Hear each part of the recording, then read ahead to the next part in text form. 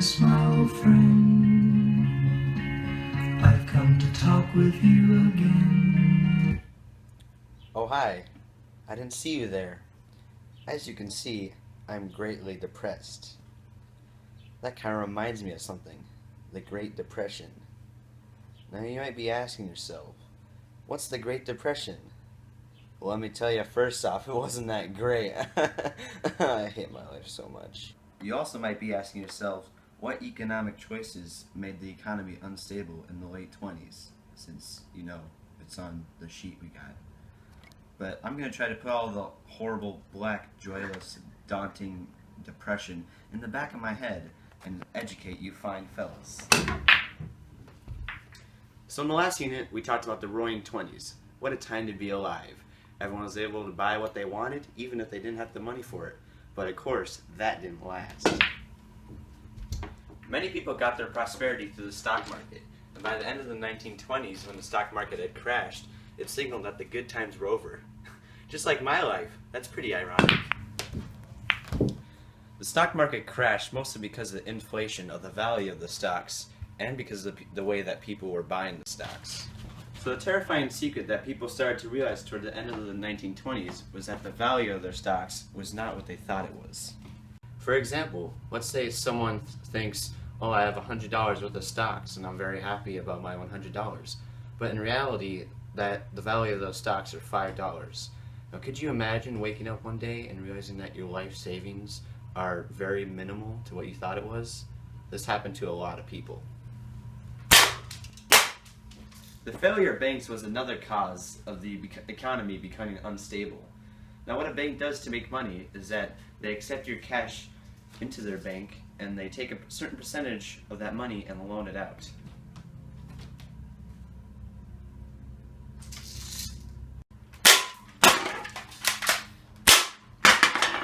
And when people take out the loan, they have to pay extra. So if a bank makes a $100 loan, the person has to pay back $120, and that extra $20 is the cost of taking out the loan. That's all. Unfortunately, during this time, banks were making loans with way too much of their money. They were loaning out huge portions of the cash that they had on hand. So as more people fell on hard times, they couldn't pay off their debts to the bank. So as a result, banks just flat out ran out of money. I can sympathize with that, banks. As many people realized that the banks were running out of money, many people rushed to the banks to withdraw theirs. However, when the banks ran out, they practically ceased to exist. If only that could happen to me. Just kidding, I think. This caused a lot of panic because people still had their life savings in those banks, but they ran out and their money was literally gone. Just like my self-respect. Believe it or not, these weren't the only things that caused the Great Depression. There are many underlying conditions that took part in America that caused the collapse of the U.S. economy. There was a great difference between the rich and the poor. With more and more of the nation's wealth falling into the hands of the rich, there was a lot less left for the poor. This was not good for our economy because it wouldn't function efficiently. For an economy to function smoothly, total demand must equal total supply. In an economy with such uneven income, demand usually did not equal supply. As a result, there was an increasing of oversupply of goods. The products of industrialized countries could not be purchased by poorly paid workers, and the wealthy were satisfied with only spending a small portion of their income. The American economy came to rely on credit sales, luxury spending, and exports. Savings and investments were not efficiently used. So even as stock investors sent prices up, it caused problems and ultimately took part in forming the Great Depression. Then we got the old Dust Bowl. Dark times that old Dust Bowl gave us. Dark times, I tell you. Alright, I'm sorry guys. I'll tell you about the Dust Bowl.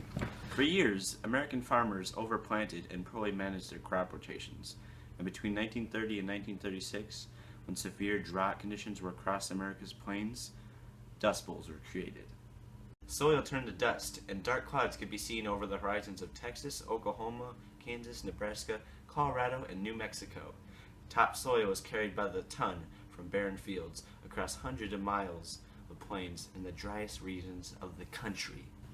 Well, would you look at the time? I gotta go self-loathe and watch romance movies until I cry myself to sleep. Let's go wake up my depressed roommate and he can talk to you guys. Hey dude, wake up. We gotta tell these guys, we gotta educate them about the Great Depression. Well, as you see guys, nothing affects his everyday life. Kinda how economic changes affected everyday life of people in the 1930s. See what I'm getting at, dude? Okay, fine. If you do it, we'll go to McDonald's since we don't have like food anyway. And McDonald's? Man's got to eat. Go McDonald's. Right. Fine. We'll talk about economic changes or whatever. I'm not gonna mean it. School's for chumps. I dropped out. Now look at me. I'm fine. Even though the Great Depression was, well, depressing, people still found ways to have fun. Because having fun didn't cost very much. Food, games, music, etc. were all homemade. But traditional activities such as rodeos and football were popular as well. They don't know real fun. Dang it! What the heck? He's freaking hacking! Neighbors got together to play cards and other games, as well as talk. Church and school programs gave people a chance to visit and maybe meet someone new. Soda fountains and local dances gave the younger people a chance to enjoy themselves and go on dates. Pop culture was alive and well at the movies, in the music, and dancing. Children read about Superman in action comics and followed the adventures of Flash Gordon, Dick Tracy, and Terry and the Pirates in the newspaper comic strips. Adults loved to read about the exciting lives of rich people in the big cities. Some of the critically acclaimed movies during the Depression were The Wizard of Oz, King Kong, Snow White and the Seven Dwarfs, and Gone with the Wind.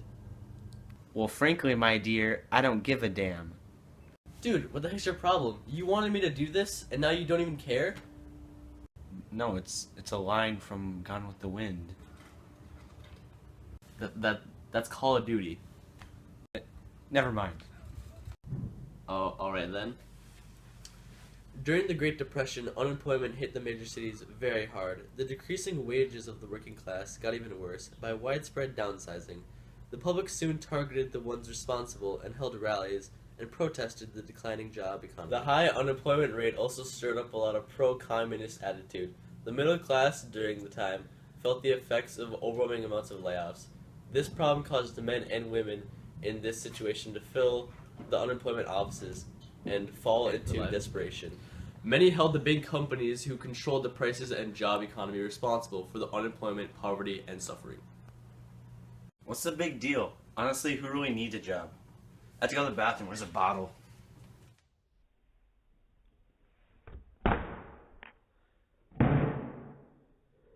Yeah, I don't really know what else to say, and I kind of want to go back to sleep. Yeah, I got nothing either. You know what? Why don't you guys tell us? We're in the Depression. We don't want to be talking about it all the time. So, Chris, Noah, Andrew, come on. Tell us. What about Levi? No. Dude, all this made me realize we don't have it that bad, dude. Like, these guys suffered horrible depressions, and we just need to make something of ourselves. You're right. Come on, let's go find our dreams.